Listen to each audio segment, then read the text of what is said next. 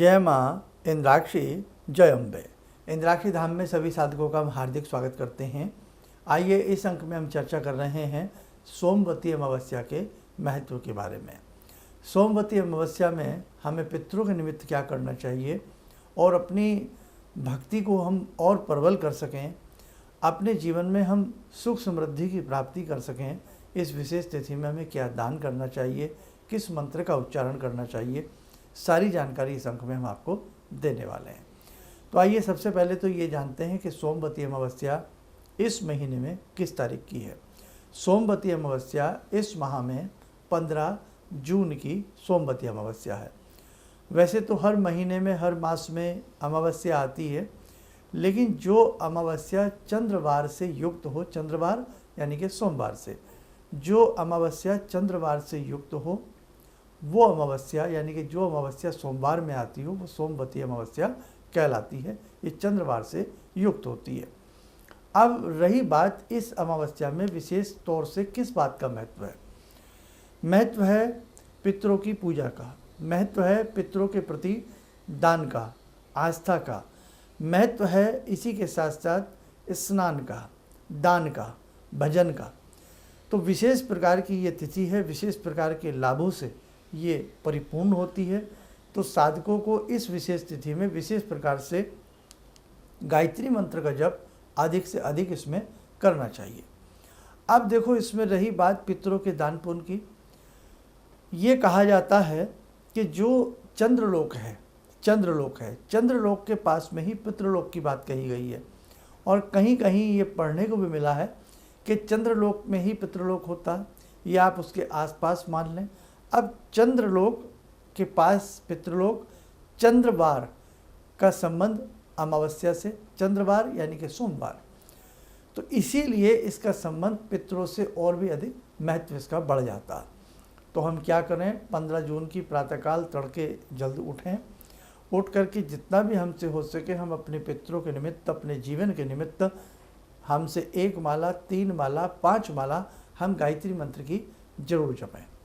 और जो साधक लंबे समय से 40-45 दिन की साधना गायत्री मंत्र की कर रहे हैं, उनके लिए तो सोने पर सुहागे वाली बात हुई है कि पुरुषोत्तम मास का महीना और पुरुषोत्तम मास में ये आपकी सोमवती अमावस्या का आना, और आपने अच्छी खासी गायत्री की साधना की है, तो आप चिंता मत करना, आपकी ये गायत्री साधना विफल नहीं जाएगी, आपको इसके उच्चतम परिणाम हासिल होंगे।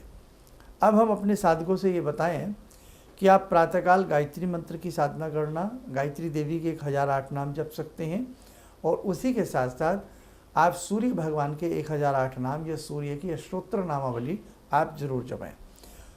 नहीं तो गायत्री मंत्र पे ही पूरा फोकस रखें। गायत्री मंत्र को अधिक से अधिक जपने से संपूर्ण लाभ की प्राप्ति होगी इस विशेष तिथि में।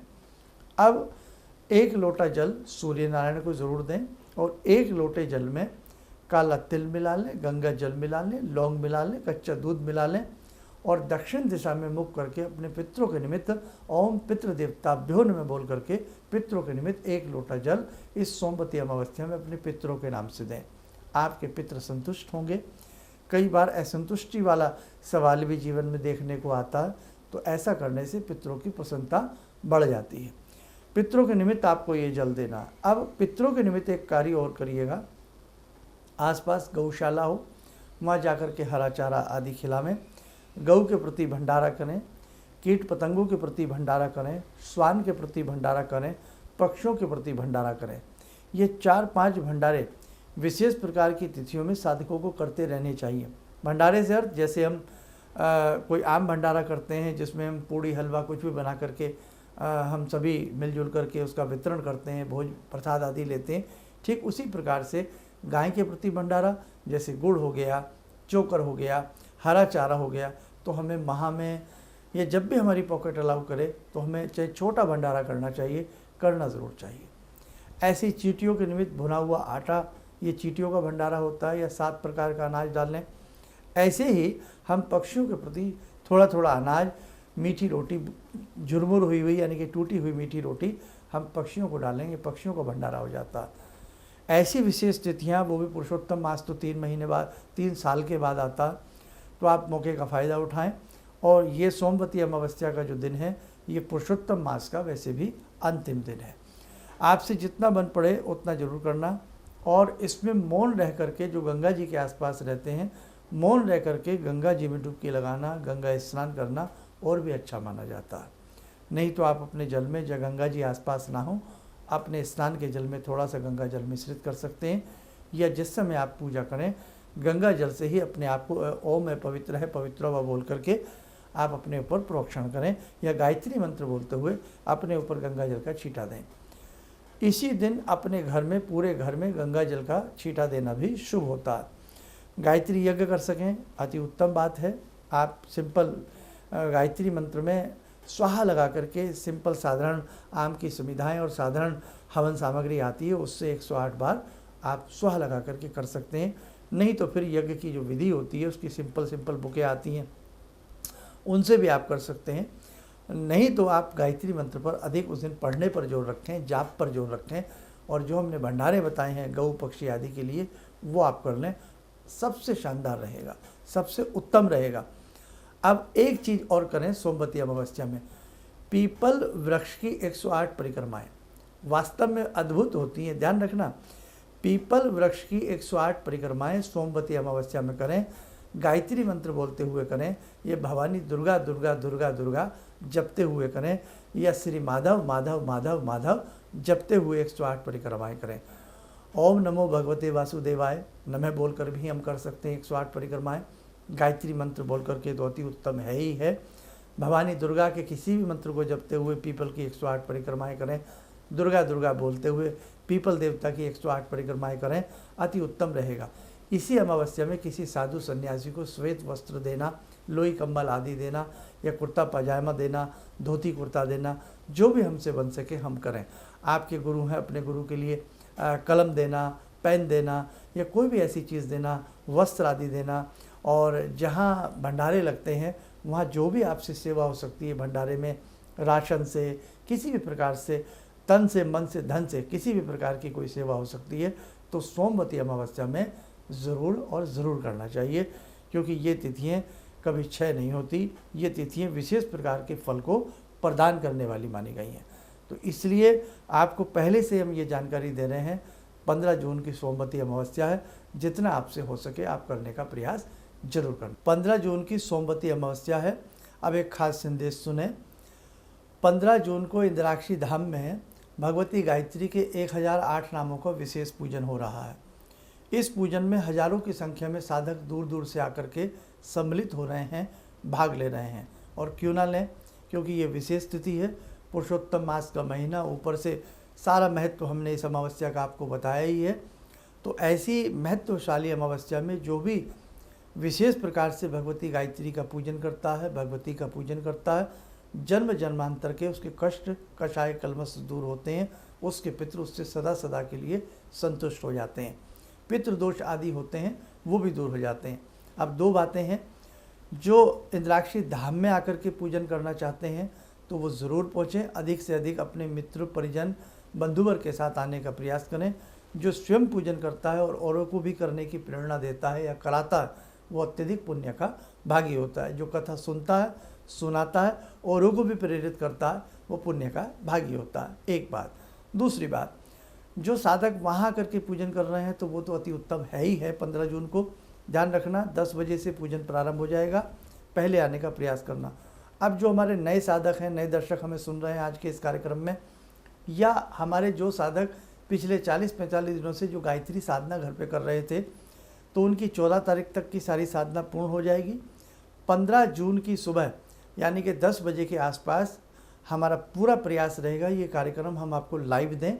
तो आप 2 हमारे प्लेटफॉर्म पर इस प्रोग्राम को देखने का प्रयास करना, एक हमारे फेसबुक पेज पर और दूसरा हमारे ही नाम से, धर्मेंद्र शर्मा के नाम से जो चैनल है उस पर आप लाइव चले जाना, देख लेना 10 बजे के आसपास। बहुत लोग को मालूम नहीं होता है, तो उसमें जब आप अपने हमारा चैनल खोलेंगे तो ऊपर जहाँ लिखा होता है वीडियो आदि, वहीं ऊपर लिखा होता है लाइव, तो आप लाइव सेक्शन में जाना तो आपको लाइव प्रोग्राम मिल जाएगा।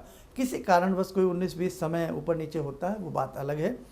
आप लोग जो घर पर ही बैठ कर के, जिन्होंने विगत पिछले 40-45 दिन तक मेहनत की है, वो घर पर बैठकर ही साधना का समापन कर लेना। कैसे? वो आप उसी प्रकार से जैसे हम वहाँ पर कराएंगे आप सुनते जाना और करते जाना। आप अपने पास 1-1.25 किलो चावल रख लेना और कम से कम आधी किलो फूल, थोड़े से संपूर्ण, थोड़े खोल करके फूल आदि रख लेना। बाकी कॉमन सामग्री होती है धूप दीप फल फूल आदि जो हर पूजन में काम आता, जल आदि भर करके रख लेना। और आपको जैसे जैसे हम वहाँ कार्यक्रम कराते जाएंगे आप लोग भी उसे सुन कर करते जाना। जो नए साधक भी घर बैठ करके सोमवती अमावस्या के एक विशेष पूजन को, भगवती गायत्री के विशेष पूजन को करना चाहते हैं, पुण्य के भागी बनना चाहते हैं, तो आप भी उस लाइव से 15 जून को जुड़ सकते हैं। और बाकी हम तो यही कहेंगे जो भी आसपास के साधक हैं, बड़ी दूर दूर से इस साधना को करने के लिए साधक लोग इंद्राक्षी धाम पहुंच रहे हैं, तो जो साधक इसमें आना चाहते हैं वो भी आने का प्रयास करिएगा। आइए, समय हो चला आज की ध्यान साधना का। जुड़ते हैं आज की ध्यान साधना में भगवती जगत जननी भक्त वत्सला माँ जगदम्बा से। ओम सिंदूरारुण विग्रहां त्रिनयनां माणिक्यमौले स्फुरात् स्तारानायक शेखरं स्मितमुखी भापेन वक्षोरुवां पाणिभ्यामलपूर्णरत्नचषकां रत्नोत्परां बिभ्रति सौम्यां रत्नघटस्थरक्तचरणां ध्यायेत् पराम् अम्बिकां खड्गं चक्रगदेषु चापपरिगान् शूलम्बुशुण्डिं शिरा शङ्खं समदधतीं करे स्त्रीनयनां सर्वाङ्गभूषावृतां नीलास्मद्युतिमास्य पाददशकां सेवे महाकालिकां यामास्तो स्वपितैहरो कमलजो हन्तुं मधुं कैटवम् विद्युद्दाम समप्रभां मृगपते स्कन्दस्थितां भीषणां कन्या विहकरवालखेट विलसा धस्ताविरासेवितां हस्ते चक्रगराशिखेट विशिखां चापं गुणं तर्जनीं विप्राणामलिलात्मिकां शशिधरां दुर्गां त्रिनेत्रां भजे। कवच बना लें, ध्यान करें, भगवती का शुभ आशीष हम सबके ऊपर बरस रहा है।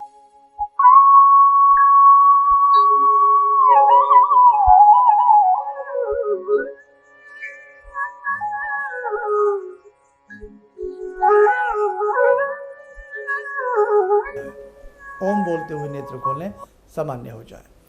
बाकी तो देखो साधकों, आपको सारी बातें हमने इसमें बताई दी हैं। और जिनकी साधना अभी पूर्ण नहीं हुई है वो प्रयास करें अपनी साधना को किसी भी तरीके से पूर्ण करें। आसपास पीपल का पेड़ हो तो उसकी 108 परिक्रमाएँ हमने जैसे जैसे इसमें समझाया है उसे भी करने का आप लोग प्रयास करना। और ये विशेष पुण्य को प्रदान करने वाली तिथि है, इसमें जितना आपसे जब तब दान आदि हो जाए उतना आप अपने मन से करने का प्रयास करना। बाकी भगवती जगत जननी ममतामयी हैं, वो सभी का कल्याण करेंगी, सभी के कष्टों को दूर करेंगी। चलिएगा, आप सब लोग स्वस्थ रहें, सुखी रहें। इन्हीं शुभकामनाओं के साथ हम अपनी वाणी को विराम देते हैं। जय जय अम्बे। किसी भी समस्या के समाधान के लिए मिले प्रसिद्ध हस्तरेखा एवं वास्तु विशेषज्ञ प्रोफेसर धर्मेंद्र शर्मा जी से। नोट: शिविर में भाग लेने हेतु एवं व्यक्तिगत रूप से मिलने के लिए कॉल करने का समय सुबह 10 बजे से शाम 6 बजे तक।